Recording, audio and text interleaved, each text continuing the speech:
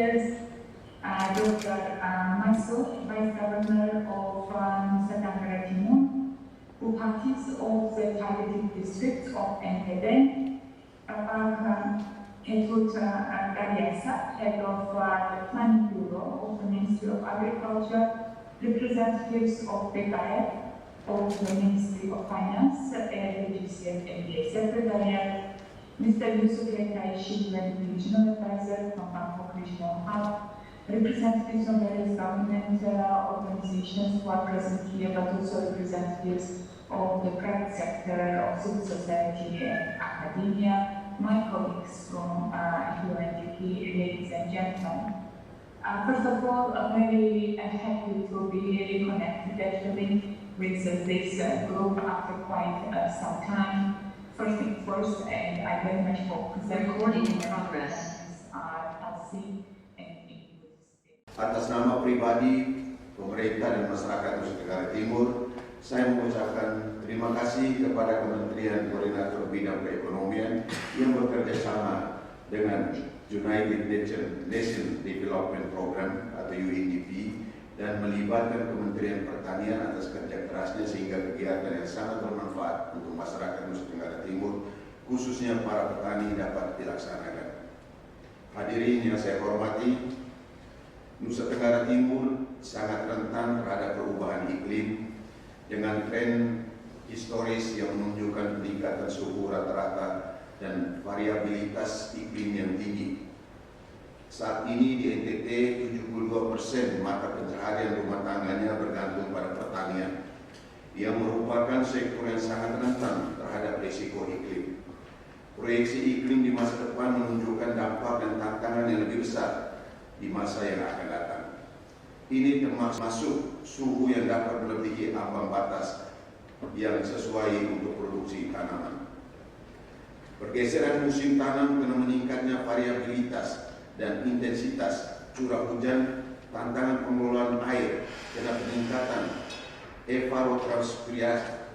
Saya ulangi lagi, evapotranspirasi dan berkurangnya kelembapan tanah dan penurunan area tumbuh sesuai untuk beberapa tanaman utama.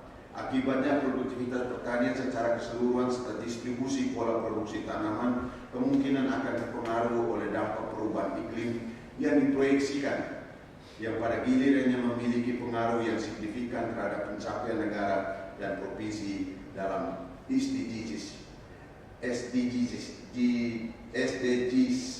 dan ketahanan pangan. Hadirin yang saya hormati, mengingat ketergantungan yang tinggi pada pertanian dan tingkat kerentanan iklim yang tinggi di Nusa Tenggara Timur, risiko iklim di masa depan diperkirakan akan berinteraksi dengan konteks pembangunan yang rapuh serta akan memperburuk mata pencaharian petani kecil secara tidak proporsional. Proyek ini dirancang dengan tujuan memperkuat ketahanan produksi pertanian dan keamanan mata pencaharian para petani kecil di Nusa Tenggara Timur dengan menggabungkan investasi sektor publik dan swasta menuju pertanian cerdas iklim, meningkatkan akses ke pasar dan keuangan, serta meningkatkan kapasitas kelembagaan.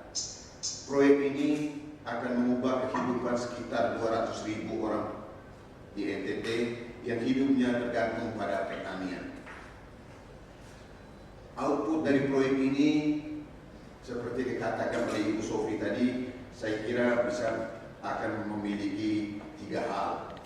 Yang pertama adalah terbangunnya lingkungan yang mendukung kerangka kelembagaan untuk pengelolaan dan perencanaan pertanian tahan iklim jangka panjang. Yang kedua adalah kuatnya mata pencaharian petani kecil yang tahan iklim melalui peningkatan dan pengadopsian praktik produksi tanaman tahan iklim yang inovatif. Yang ketiga, meningkatnya akses petani dan keuangan dan pasar untuk produksi pertanian yang tahan iklim dan berkelanjutan. Hadirin yang saya hormati, proyek ini diharapkan akan menjadi batu loncatan untuk mengubah cara pandang dan mengembangkan dan mendukung petani kecil, membantu petani kecil dalam menerapkan praktik pertanian tangguh iklim atau Climate Resilience Agriculture atau CRA, dan mengakses input produksi yang utama dan memberi insentif kepada pelaku rantai nilai untuk bekerja dengan petani yang mempraktekkan praktek CRA yang semuanya secara kolektif berkontribusi pada potensi pergeseran paradigma, elemen transformasi, dan inovasi.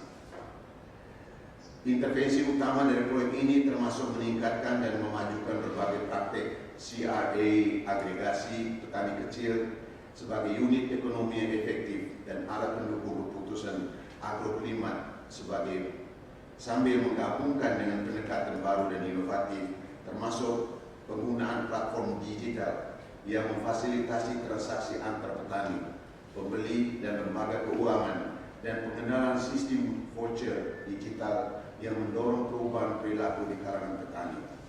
Untuk memastikan transformasi ini terjadi, intervensi CRA akan dilengkapi dengan dukungan proyek pada peningkatan kapasitas petani dan kegiatan penguatan kelembagaan yang menghasilkan kelembagaan strategi pertanian jangka panjang untuk provinsi dan peningkatan jaringan penyuluhan pertanian yang semuanya penting dalam mengurangi risiko pemutusan pinjaman bank terhadap petani kecil. Pembiayaan GCF juga akan membuka investasi sektor swasta tambahan dari perusahaan teknologi pertanian untuk membangun platform digital yang membantu petani mengakses input produksi CRA pasar dan kredit pertanian. Ada istilah bahasa Latin, tempora mutatus, ethnos mutatur in illis. Waktu sudah berubah, kita juga harus berubah di dalamnya. Hadirin yang saya hormati, demikianlah beberapa hal yang dapat saya sampaikan di kesempatan bermartabat ini. Selamat mengikuti kegiatan appraisal workshop untuk proposal GCF NTT membangun pertanian berketahanan iklim di NTT. Selanjutnya, kami persilakan kepada Ibu Dr. Ami Mutiara Kairisya dari Biro Perencanaan Kementerian Pertanian. Silakan Ibu. Pertama-tama kami menyampaikan dari Kementerian Pertanian bahwasanya kami sangat mendukung pelaksanaan proyek Building the Climate Resilience of Smallholder Farmers di Nusa Tenggara Timur ini yang akan dilaksanakan di 12 kabupaten di Provinsi NTT dengan komunitas yang terfokus di 6 komunitas yaitu kopi, kakao, mete, kelapa, jagung, dan padi. Jadi ini merupakan komunitas-komunitas utama yang memberikan prospek yang cukup baik dalam pengembangan baik itu sebagai sumber pangan maupun sumber devisa yang juga memiliki daya dukung terhadap ketahanan iklim dan dapat dijadikan sebagai salah satu proyek percontohan bagaimana Nusa Tenggara Timur ini berkontribusi dalam penanganan dan ketahanan iklim ataupun ketangguhan iklim yang memang dihadapi oleh kita semua secara global. Bapak Ibu, peserta workshop yang saya hormati, pandemi COVID-19 yang kita rasakan saat ini mengakibatkan kontraksi ekonomi hampir di semua negara, termasuk kita di Indonesia. Tahun 2020 kita terkontraksi sebesar 2,03%. Tapi